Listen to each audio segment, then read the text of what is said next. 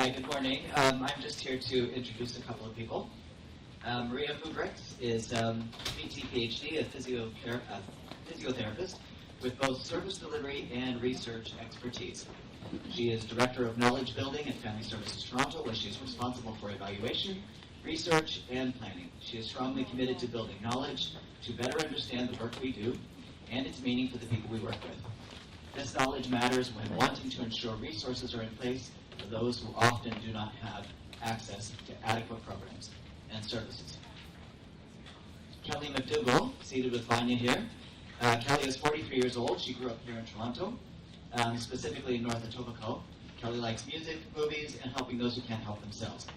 Kelly is attending this conference to give you guidance and ask, really to plead with all of us, to please continue to do this important work. She says there are so many people that need and desire projects like this. So welcome, Kelly. And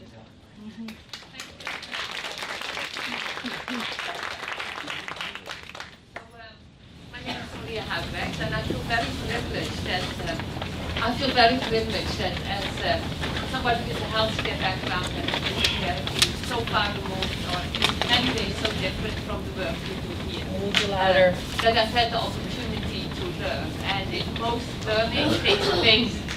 most learning takes place when we are uncomfortable, I sure have been very uncomfortable, but have cherished the learning that Vanya and Janet, the peer mentors, and everybody else on this team, like Melissa, has shared with me during this project. So thank you all very much for that.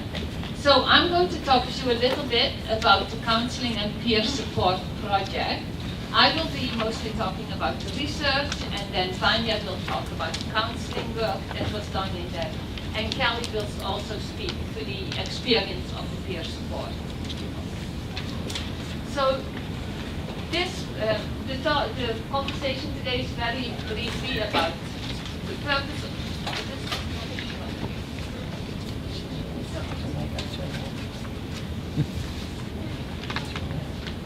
Okay, so the purpose of the project, I'll briefly talk about the purpose of the project, give you an overview of what we did, and then talk a little bit about the findings and our next steps. After Kelly and I have spoken, we'll show a brief video that will highlight and summarize the project and our next steps. Just as a background, and you probably all know this much better than I do, in Canada there are about 160,500 people who live with the label of an intellectual or developmental disability. As Vanya has also indicated, there is a much higher vulnerability to violence and abuse, and there are also increased challenges with seeking and receiving support. Overall, we realize that this population is underserviced. When we look at the literature to find out information, what are best practices, what works the best, there is very little evidence that supports different types of counseling and peer support in the population. And in particular, little research specific to women with an intellectual, labeled with an intellectual or developmental disability. So, under guidance and with much conversation between Janet, Vanya, and a much larger research team, we really try to iron out, to come up with a plan that would support clients in a good way and would also allow us to do some of the learning, build in some of that evidence, the research, that also then would allow us to say, yes, this is the impact of the work, this is what it means. So what we did, we provided intervention for 6 clients, agreed to participate in the study and received counseling, and they also received peer support. They got also peer support. Vanya provided training to the peer support mentors, and then peer support meetings were coordinated and ranged from 1 to 7+ meetings. We were not able to keep track of all of them.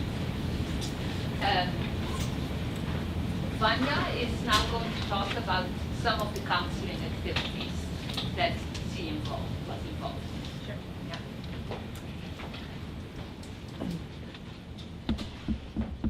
So So as I was saying, I think we are all our own experts, and there are different kinds of therapy, just like there's different hairstylists or chocolate you might like.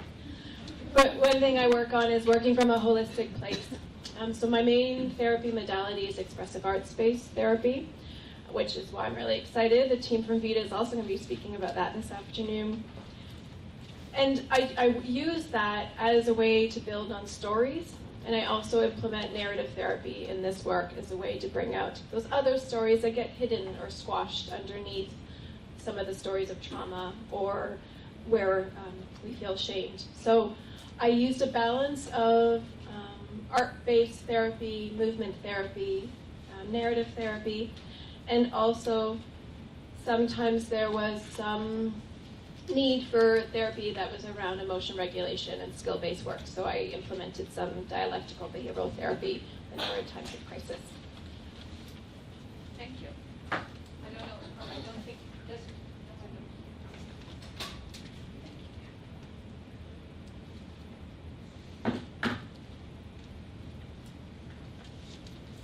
So from in addition to the thank you, Lisa. Lisa is cueing me non-stop to raise the microphone.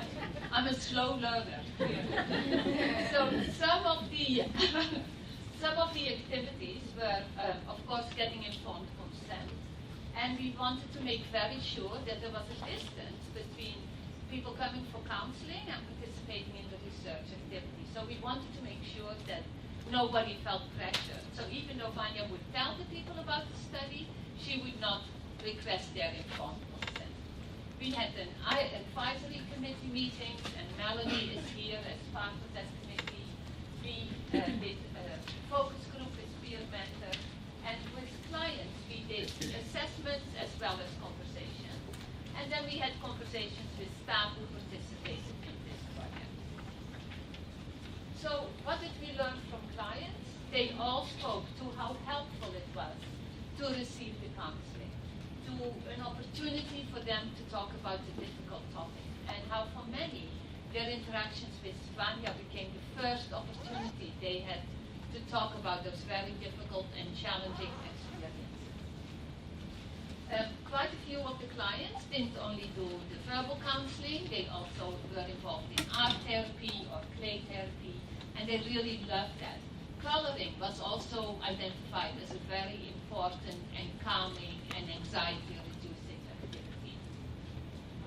In addition to the counseling, for clients to be able to have the opportunity to speak to somebody that they could identify with, that had gone through something similar and was now further in their healing, was incredibly meaningful.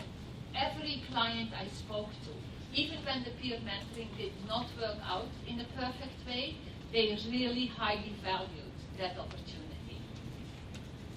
It often gave them a social connection that was just for them. That was not for their family, not for where they were living, but it was a friendship and a relationship for them. They also talked about how hard it often was to organize. They needed to book Wheel-Trans, they didn't always have access to a phone. It was a lot of coordination involved. It was also sometimes hard to find safe places that were accessible to all of them. So they also often talked about needing support to organize. From peer mentors, and we did a focus group with the peer mentors, they valued the peer mentor training, prepared them to be ready for a mentee. They enjoyed meeting new people.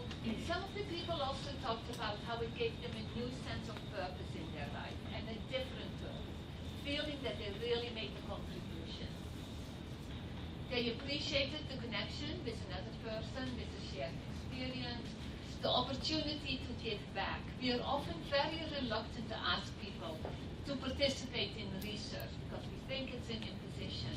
But what I so often hear is from clients who have a chance to participate in research, that they want to build to the knowledge and they want to be able to create those opportunities that we make this available to others. So as much as we need to be very careful when we ask people for consent, there is also a potential benefit for people in that.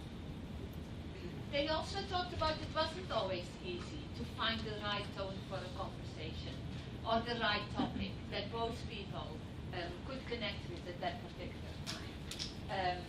They felt it was important to know when to back off. The whole issue around boundaries, being a peer mentor, not necessarily somebody's best buddy. How do you manage that? That sometimes was a challenge. And then how do you manage different interests? So lots for us to learn and to share. Some of the things peer mentors did, they would go to the mall, they would go to coffee shops. Sometimes they would even go to a movie together. What we also learned was many things that we could do better. We could be more supportive in the organizing and the planning of the meetings. We could be more thoughtful about some of the transportation and making sure that we are available for ongoing conversation and support for the peer members. And I'm sure there's more for us to learn, but these were some of the big initial things that we did. In general, what we learned from coordinating this study, and as you'll hear later, we really are interested in expanding this study and building on this knowledge and evidence. We did learn that it was a unique opportunity to combine clinical work with research work. And I must say I learned a tremendous amount of what is involved in clinical work and how important it is to put the client first, and then as a researcher, how do I work around that I also still build the evidence that the funder needs and that we want to build on, because we want to make sure such programs are available.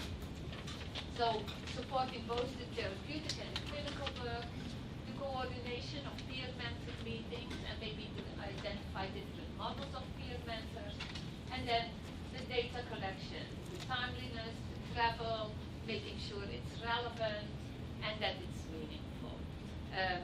In the last couple of hours, I have had an opportunity to do a lot of the interviews myself, and I felt that that has really allowed me to be grounded and to realize again, why are we doing it? So we want to continue to share what we learned, and so conferences like today, there's another conference in April. We definitely want to publish, we want to share what we learned, our video will be available, because we want this kind of support to be much more available. And I'm now going to invite Kelly to talk about her experience, and then we'll show a few videos.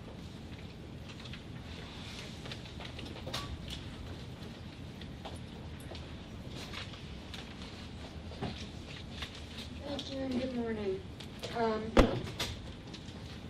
My part as a peer mentor was partially spent training, and by that I mean learning the difference between a peer versus a friend, how boundaries are important, what a peer mentor should and should not do, activities to do together, and the different types of abuse.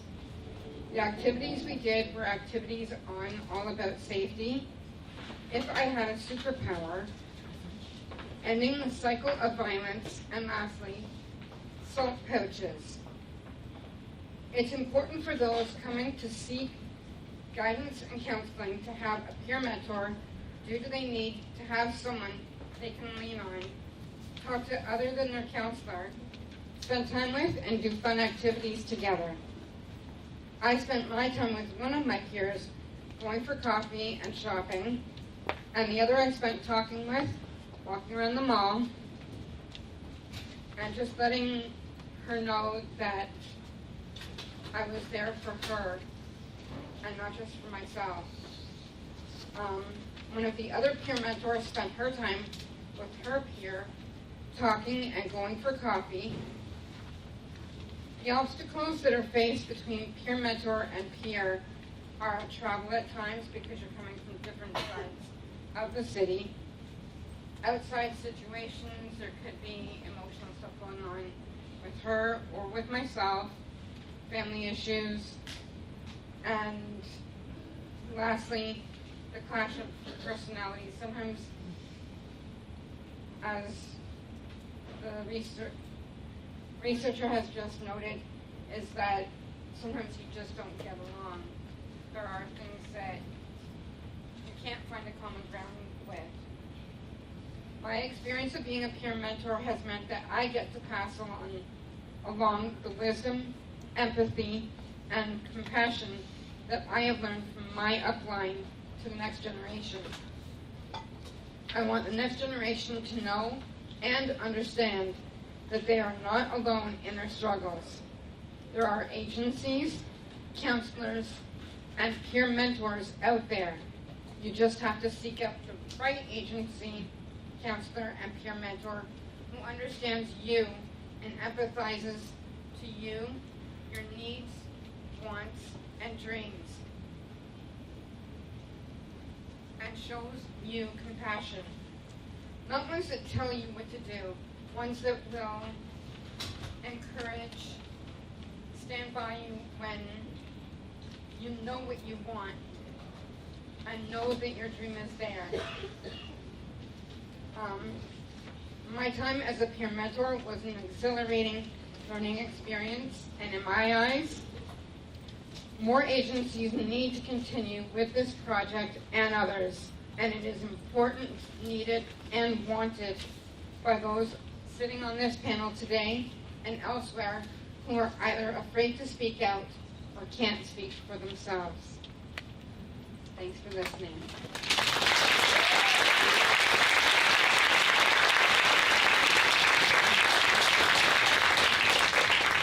I will now show the video, so you'll get to hear Kelly has also, and then we'll have a panel conversation. This is about you as a woman healing from the inside out.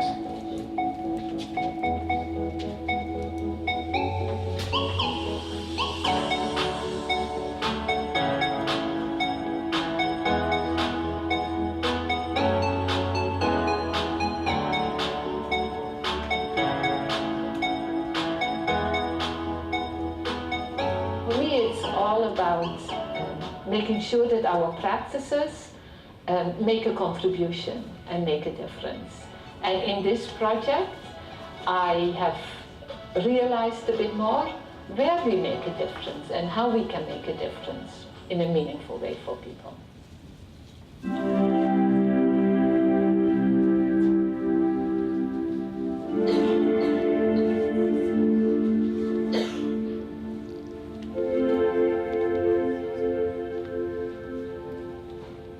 You can help another woman hold her head up and know that she is stronger than she could ever believe. Then you're giving them the power to start the healing journey.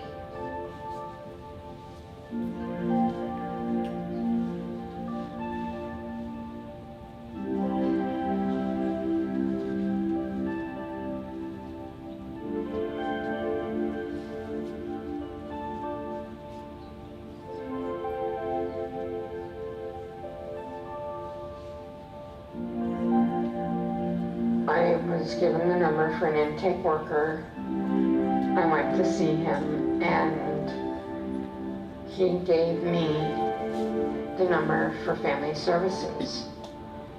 And I was connected with Vanya from that first time on. She is not just a counselor for me. She is the big sister that I never had. Vanya always saw something in me, and I've never forgotten it. I carry it with me every day.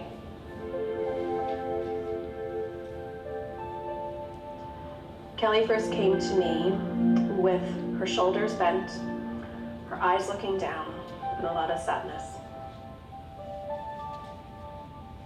And one thing I'll always remember with Kelly is her curiosity and the fact that she has some good, strong sense of self-worth where she's able to use her voice. When we started to do this research project, we found very little literature on work done with this population and how it works and how effective or not effective it is. So being able to contribute that and sharing that knowledge, that's very meaningful to us. Something that I find is really common with women with intellectual disabilities is that there are vast, huge stereotypes around their intelligence, their development. So I also have seen evidence with many women where their voice isn't heard by their families, by the legal system, by peers, by neighbors. I've been with Family Services for 8 years, and when I meet other women that have been through the same type of issues and events that I have, I've learned to have empathy and compassion for those people. Because coming from an event so traumatic that they've been through, they need someone to literally and slowly wrap themselves around them and say, you're going to be okay. It may take time. One day at a time, one step at a time. But things will get better.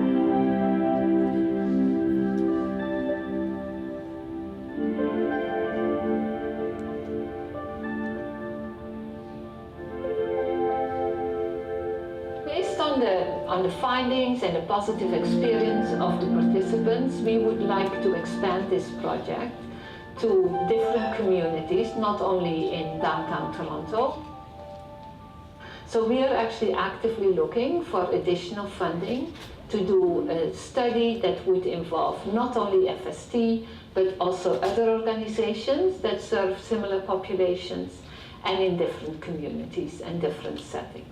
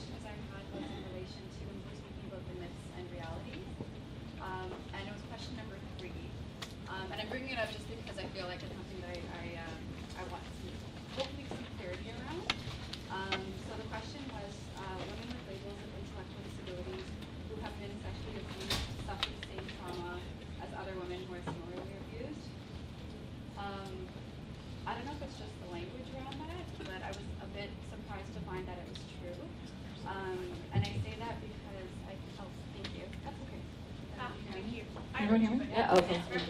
If this is too loud, help me, I'll take it down. Okay. So I found that interesting only because I don't know where the finding is coming from, but I feel like to use the word same trauma almost essentializes the experience of the trauma for the woman. And you mentioned also earlier in your presentation that it's very important to be aware of intersectionality. And for me, when I saw that response, I thought it was interesting because I don't know to what degree intersectionality was part of that finding. I say that as everyone can see, I'm a racialized woman. And when you add the layer of intellectual disability or add the layer of sexual orientation or add any type of oppressive, anything that is an additional oppressive layer onto someone's identity, I would have to challenge that.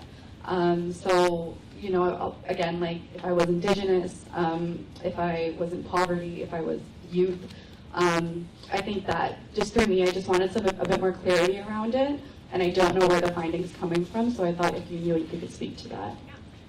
And I really appreciate your comment. The point was, I think a lot of people that don't work in the field or don't have someone in their life that has an intellectual disability assumes they don't feel trauma.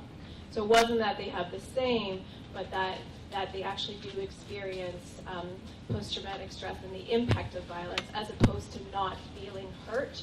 I think a lot of people that and not just in my work, but in the research and people who've done the work before me, the first challenges was, yes, they should have support and have therapy because they can heal from this trauma because they feel it.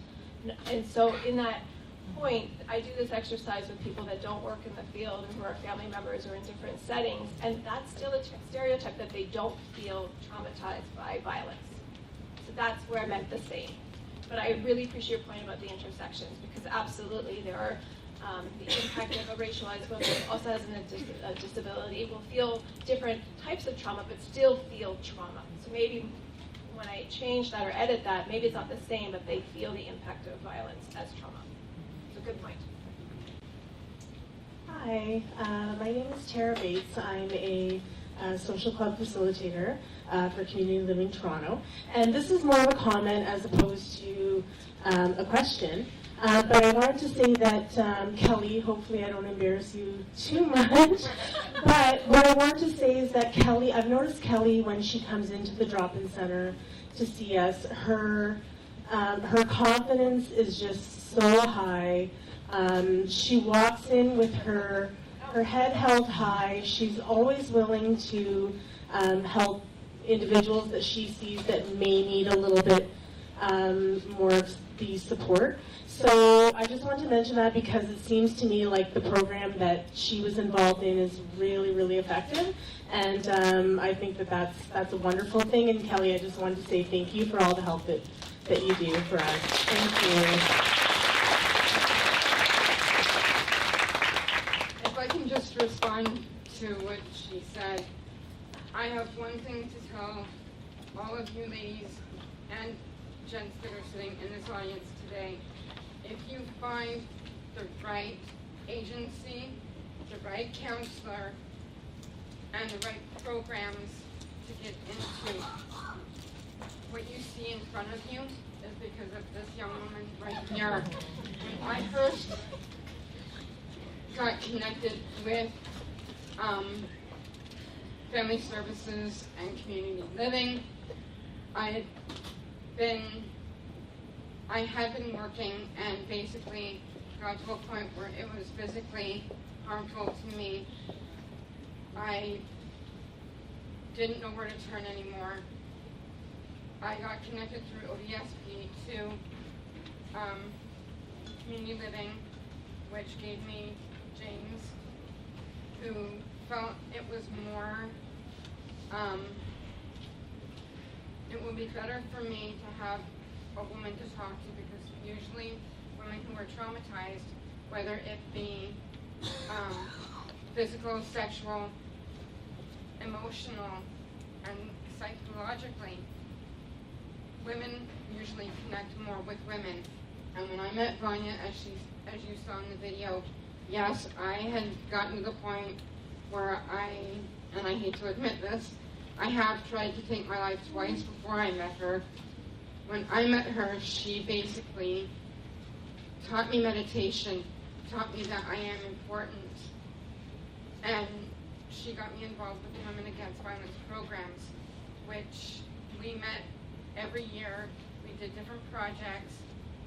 As long as you have someone like this woman right here who will lift you up, and I'm not just talking counseling. I don't consider Vanya a counselor. I consider her my sister, because I don't have that proper sibling for myself. Vanya has been the big sister that I could ever dream of, and I hope every single one of you here find the right person for you.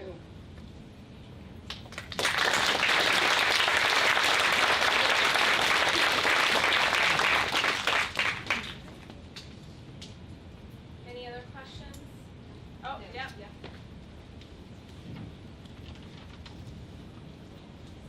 Thank you so much for sharing that. My name is Marty. I'm a complex support coordinator with the Community Networks of Specialized Care. It's really great to hear about these pilot projects, and it makes my brain all go crazy inside to think about what we can do.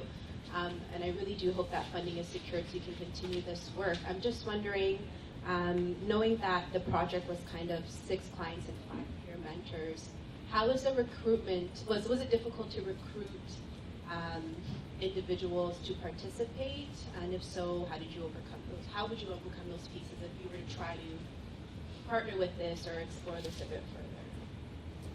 There's a rule in research that whenever you start a research project, what particular area you're interested in seems to disappear. However, so networking and making sure that the people are identified and that we stop our assumptions that people don't want to participate, but giving people a fair chance to participate and make this contribution, that's really important. So I'm glad you mentioned that. We are interested in expanding, so I hope you will give me your business card and I will use that. To my manager. We will be using that to reach out and to find other organizations, because we need to determine that it's not only working with one counselor and one particular small set of clients, but how does this work at large, and what do we need to do to support it and make it work across the problem. And something we actually did with this project wasn't our first application to get a grant to do this work. I say this maybe a little politically, but we've asked various times to get grants for various projects in this work, and we were told no. And I can't help but wonder sometimes some of the reasons was because of some of the stereotypes around experiencing trauma, around working with people that need specialized programs, that kind of stuff. And I say this because we actually did step outside of all the clients in the counseling I did were new clients to me. So we were relying on referrals from other agencies and the various sectors to refer to the program so that we could show the data was like a new client, not someone I was working with already. And this goes back to what I was saying in my speech around the silos, I find can be really, can act as a barrier because not everybody knows about the work, or we work very specifically in our programs and we're not sure if I don't really know Vanya, what is this project? Maybe I shouldn't refer someone I'm working with to that project I don't know anything about. So it played a role. We actually had more people come to counseling, but we also focused on this project with sexual violence. And so we were very specific because we thought that would help with the data. But ironically, I got more referrals for people that didn't fit into those qualifications. And some women had wanted to come and then said no because informed consent was important, and they decided they wanted counseling with me, but not to be connected to the peer project part. Yeah. Any other questions? Yeah. I have 2 questions. Can you talk a bit more about the intake for both the mentor and the mentee? And also, what happened after the program's over? What do you do with the relationship? Yeah, so some. Oh, thank you.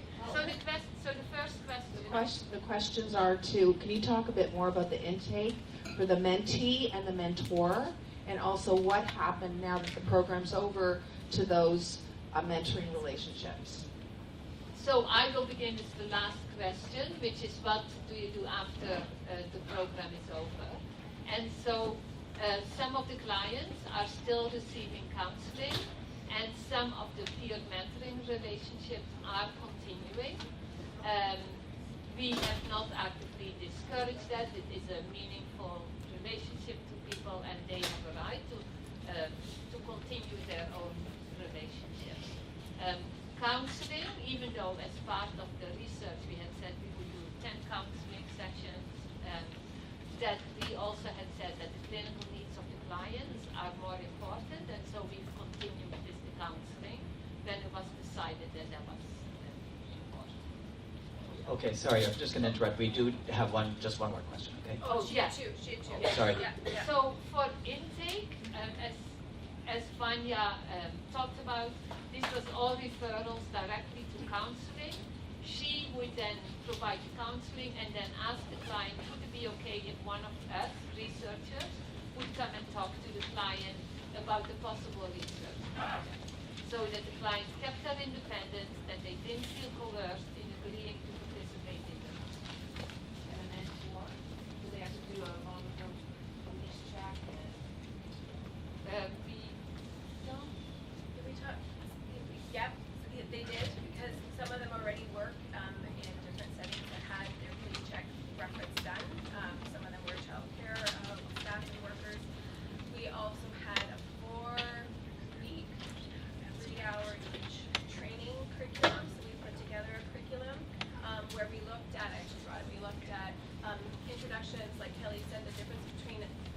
between a peer and a friend, boundaries. We had a session just talking about recognizing abuse and safety planning and community supports.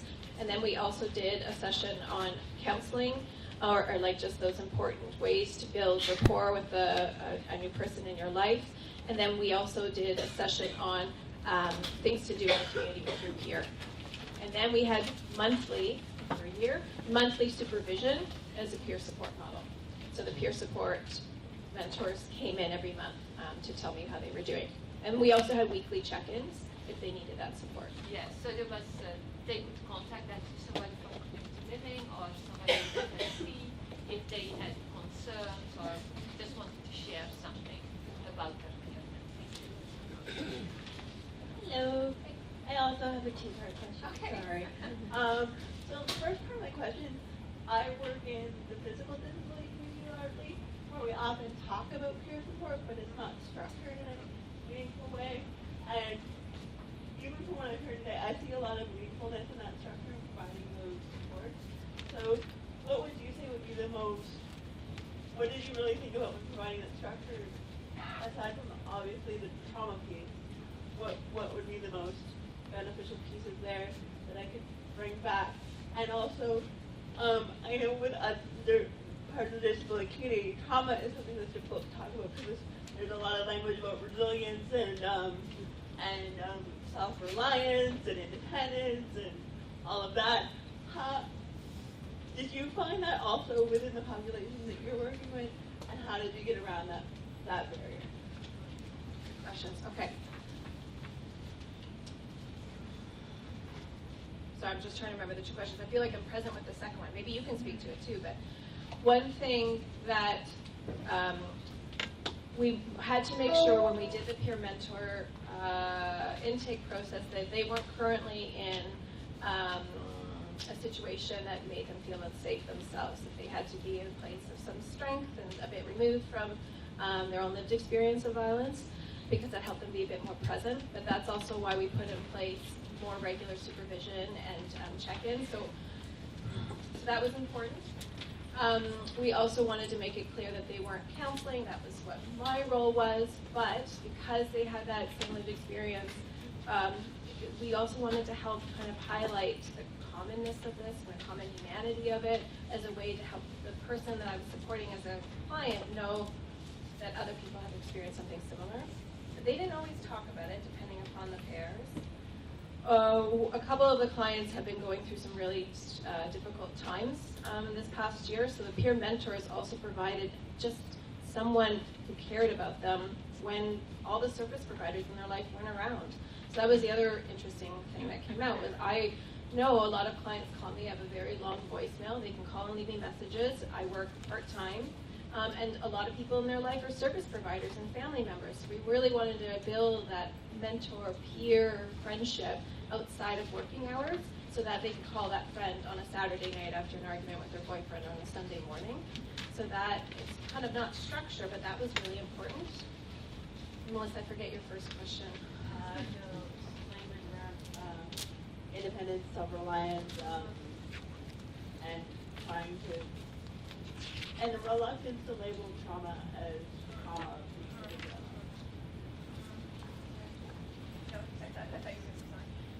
And I think it goes back to that point about we're our own experts. We don't want to put language in that's not someone's, right? I wouldn't say always that you're being abused, but what they're experiencing, I always use their language back. But I feel like part of my definition of a feminist therapist is also education around this is something that could be trauma, or this is something that could be abuse. I'm not sure if that's answering your question. I'm thinking about like not focusing on the resilience, because we don't want to just focus on the happy, fluffy stuff, but also being able to acknowledge that this is more trauma that they're coming to. It's not just a new friend they're making, it's a mentor because of this experience. We can chat more though, because I can see your, yeah. And The wheels are turning. if we have time, Fran just has one quick comment she'd like to. I wanted to just kind of say that I think for all of us who are doing this work, that I think the more marginalized individuals are, the greater success that we have with even smaller numbers of people that are coming out. I think typical grant forms, they love to say it has to be, 200 plus people. You're lucky if you get 200 plus people, especially people who are facing multiple barriers. And I think our job is to go back to funders and say, I think this is not realistic. Our success is about having people come out, not about the numbers that we're recording. And I think that is something we really need to be mindful of in our work, in our research, and in the kind of follow-ups that we do.